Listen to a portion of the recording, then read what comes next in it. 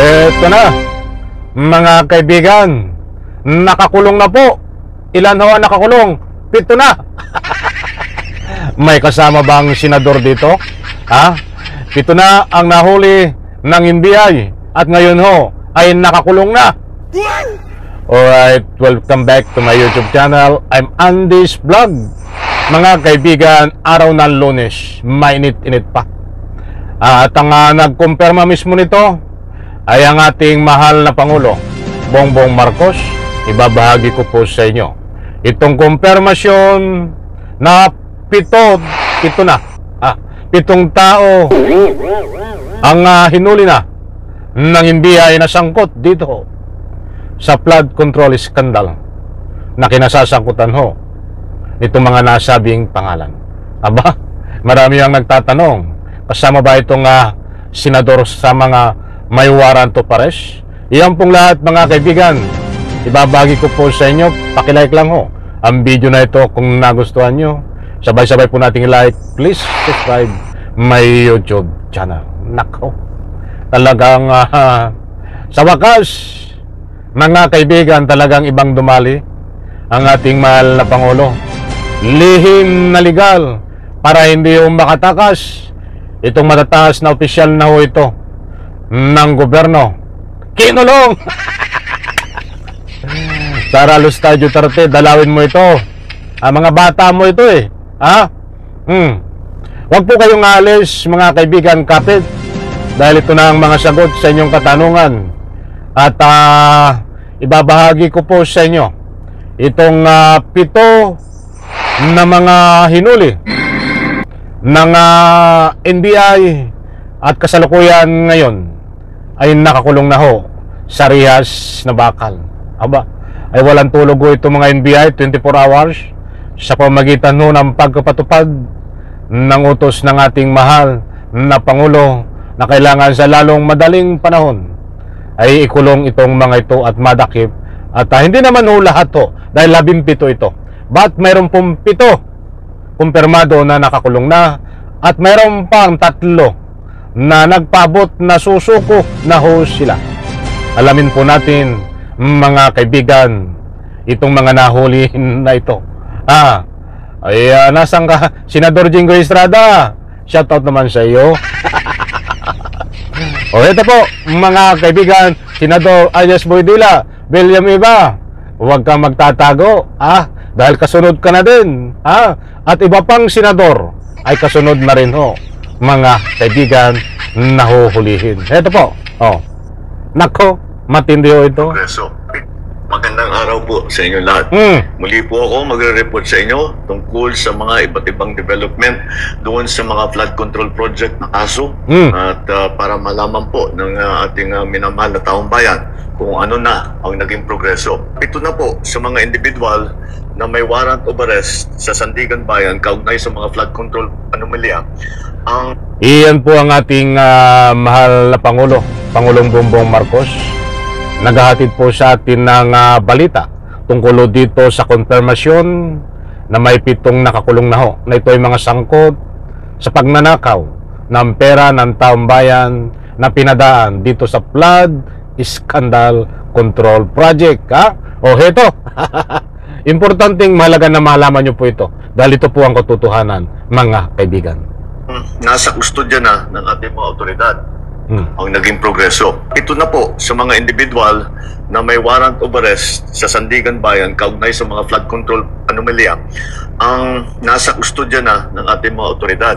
Isa naman sa kanila na inaresto ng NBI at 6 naman ay voluntaryong sumuko sa CIDG. Meron din 2 akusado po na nagpahayag na ng intensyon na sumuko at susundin na ang PNP CIDG. Yung isa pong nahuli ng NBI ay natagpuan doon hindi sa kanyang sariling tirahan. Kaya't mananagot din yung mga nagtatago sa... Maliwanag po, mga kaibigan, hindi po lahat nahuli. Yung iba ho ay sumuko at yung iba naman ay nahuli. Buti hong nililiwanag po natin dahil ayaw ko naman ho kayo mabiktima ng anumang fake news. At sino po itong mga ito? Mga mahal kong taga-subaybay, ito po. kanila. At kaya't sinasabi natin, yung mga may balak na tulungan itong mga ito, ay ang pinakamalaking tulong na ibigay ninyo sa kanila ay mag-surrender na sila. At para makasagot na sila dito sa mga aligasyon na hinaharap nila. Wala pong mga special treatment itong mga ito. Mananatili sila sa kustodya ng NBI habang inaantay ang utos ng korte. Muli, sa 3 warrant at 16 na pangalan, 7 na ang hawak ng ating otoridad. 2 susuko na. 7 ang mananatiling at large at kasama na dyan si Saldico. Sa lahat ng natitirang akusado, maliwanag po. Buti yung tayo nagkakaintindihan. 7 na, ayon sa ating mahal na Pangulo, ang nasa kustudiya ng mga kinahukulan at pinapawisan na ho sa kulungan. Ayon po sa aking huling balita, ay hawak po ng NBI, doon nakakulong at iniintay po ang proseso para ilipat ng kulungan diyan po sa tunay na kulungan na ika nga po pinakita noon, nayari na po. Mga kaibigan, tapos na ang kanilang kulungan na pinagawa. Ito ka. Nako. Aking payo sa inyo ay sumuko na kayo. Huwag nyo nang antayin na habul-habulin pa kayo. Mas maganda para sa sitwasyon ninyo na sumuko na kayo para maganda ang inyong pagsagot sa mga aligasyon na dinala kontra sa inyo. Sa mga nagtatangkang tumulong sa pagtatago, tandaan ninyo na kahit papaano mananagot din kayo kung kayo ay nagtatago ng isang fugitive from justice. Tuloy-tuloy po ito. Hindi kami titigil, hindi kami hihinto. Maraming salamat po. Magandang araw kayo. Anong takot na ng mga senador na ito?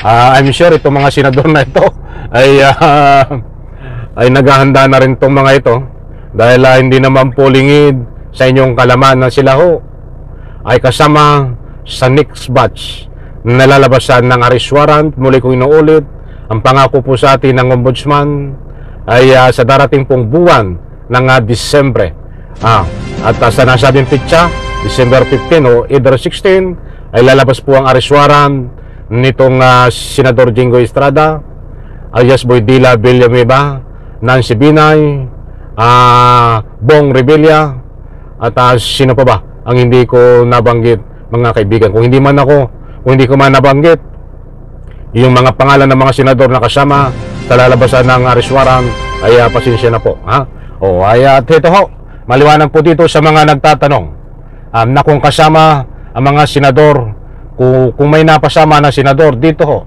sa 7 na nakakulong ngayon sa tunay na kulungan sa Rias na Bakal, wala pong senador, mga mahal kong taga-subaybay. At ito po ay yung grupo ni Saldico. Ba't si Saldico ang kanilang pinuno ay gumagawa po ang paraan ng ating pamalaan para nang sa ganun sa lalong madaling panahon ay makuha diyan sa ibang bansa at para maikulong, mga kaibigan. Kabang-abang ho ito, mga mahal kong taga-subaybay, sa mga nagtatanong. At kasi marami ho nagbibigay ng anumang public opinion. Wala pong senador, inuulit ko, na nahuli. At wala pa rin pong senador, ayon sa aking nakuhang impormasyon, na kasama na nilabasan ng arrest warrant. But may pag-asa po at malaki ang pag-asa natin bago magpasko, sila ay magpapasko diyan po sa kulungan itong mga senador na i-issuehan ng arrest warrant na kailangang arrestin. Muli po, maraming salamat. Abangan po ang susunod natin vlog dahil ibibigay ko po sa inyo ang mga pangalan, ang lahat na listahan kung sino itong mga na-aresto na ito po ay mga engineer at yung iba ho ay ito po ay mga tauhan nitong si Saldico. Maraming salamat. Pagpalain po tayo lahat. Isang like ko sa video na ito. Bye-bye. Palakpakan.